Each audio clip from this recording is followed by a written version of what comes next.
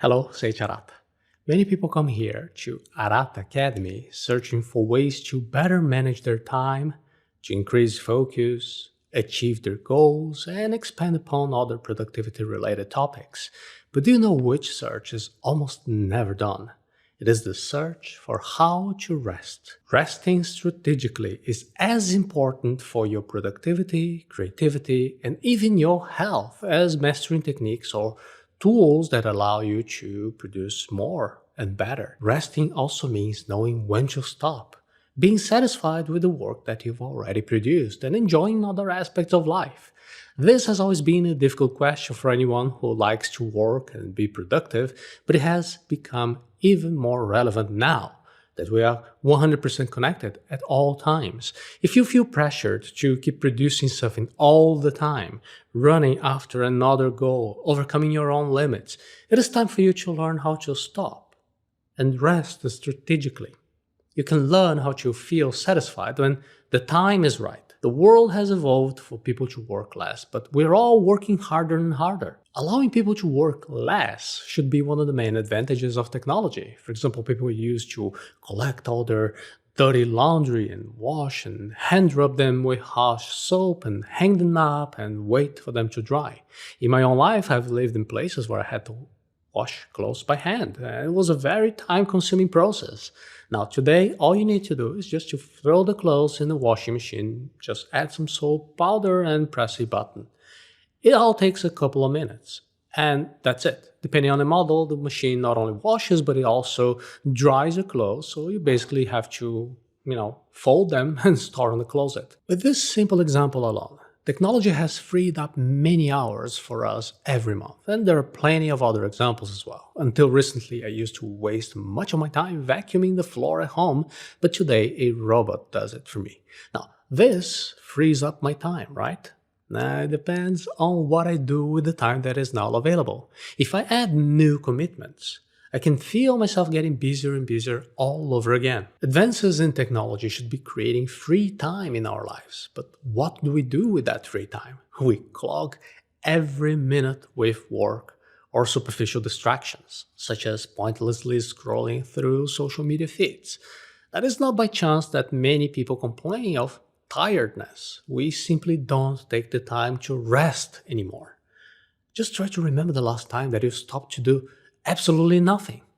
When was the last time that you took a moment to contemplate the direction of your life? When was the last time that you took a good rest without having your eyes glued to the screen of a cell phone, of a computer or television? If you are a person who enjoys productivity, goals, and to-do lists, a good idea is to play the productivity game itself. And this means making a commitment, a goal, to rest and putting your rest as one of your tasks to be accomplished. Instead of a waste of time, rest will be seen as something that will improve your quality of life, including your own work. You can monitor your work time and avoid working more than you go. This pause can improve your quality of life. Now consider how many hours you work per day. Back in the day, someone decided that people should work 8 hours, and that was kind of a random number based on the logic of spending a third of your day sleeping, a third working, and a third doing other activities.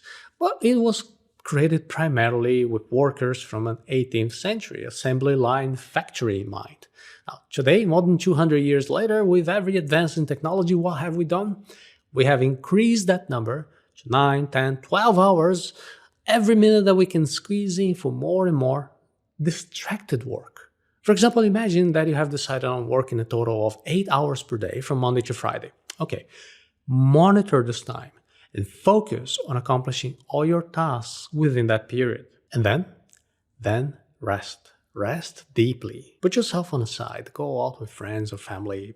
Play a sport. Cook, play, pursue your favorite hobby, anything other than work or superficial distractions. If you feel like you're wasting time or that other people are going to have more of an edge because they work 12 hours a day or that you're being unproductive, then it is a sign that you are on the right track. Planned and strategic leisure makes you more productive, more creative, and healthy. In the past, most people did manual work. They operated machinery, they took care of plants and animals. They were homeowners who fixed their own things and they carried items from one place to another.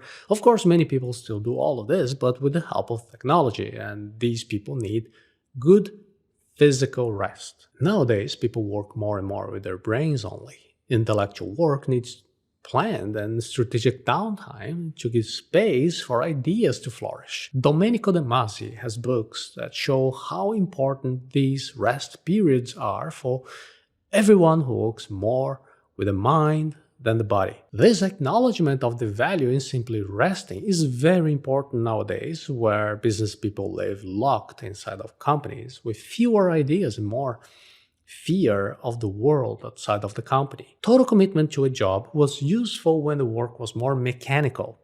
The less of a life the worker had, the more they obeyed to the machinery and they became more productive, turning themselves into a machine. But today it is just the opposite. If your work can be done by a machine, then it should be done by a machine. You must do creative work. The more time someone spends in the office squeezing work from every minute, the less creative and productive overall that person is, and the fewer ideas they have. If we are increasingly mentally tired, we need to compensate for this exhaustion somehow. And this compensation is precisely idleness. Idleness doesn't mean standing without doing anything. Rather, it means doing other activities to get your mind to process information and combine ideas in the background. That is, your mind is somehow still working, but it is thinking freely, relaxed, without mandatory rules or harassment from the timer or your boss. Those who find it difficult to rest can be trapped on an endless cycle of dissatisfaction. If despite all of this, if you're still not convinced that you should work less and rest more, beware, you might be stuck in an endless cycle of dissatisfaction. And the cycle of dissatisfaction is something that has been noticed by many people, from very old religions to famous thinkers like Freud. You've probably noticed this cycle yourself. You want something, so you work hard for it, but then you finally get it and you only get temporary satisfaction. Soon you want something else, and then you work more until you get it. And then the cycle resets again over and over. This process can trap you in an eternal cycle of dissatisfaction. If you're not careful, life passes by. You waste all your time chasing the next desire, never stopping to rest, never to enjoy what you have already achieved. Yes, it is true that if you work harder and harder with high productivity every single minute, you can reach your next goal. Now, so what? What are you going to do next? Will you really enjoy the achievement, or will you just move on to your next wish? Now, if you promise yourself that you will really enjoy your next achievement, why don't you just stop now and you enjoy the achievements that you already have? Why is it that only the next one will matter? Why not balance working toward the next goal with rest, already enjoying the previous goal that you have already achieved? Rest is strategic. Don't confuse rest with laziness. Now, if you're on the other extreme, producing nothing, then we shouldn't actually use the word rest. Rest happens as a way to balance a life that is productive when there is real work. If you are someone who is running off and always busy, but you never feel like you're really producing anything valuable, you can take a look at our Arata Academy summary about the book Deep Work. Basically, you must understand the value of dedicating yourself to activities that actually make a difference and work on them with full focus. So remember that rest is strategic. There is risk at both extremes. On the one hand, you don't want to fall victim to the endless cycle of dissatisfaction and work non-stop. Now, on the other hand, resting all day long is not really rest. It is called laziness.